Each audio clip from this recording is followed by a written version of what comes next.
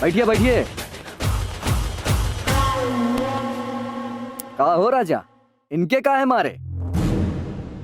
ए सर, कानूनी तरीका से ठेका लेके स्टैंड चलाईला।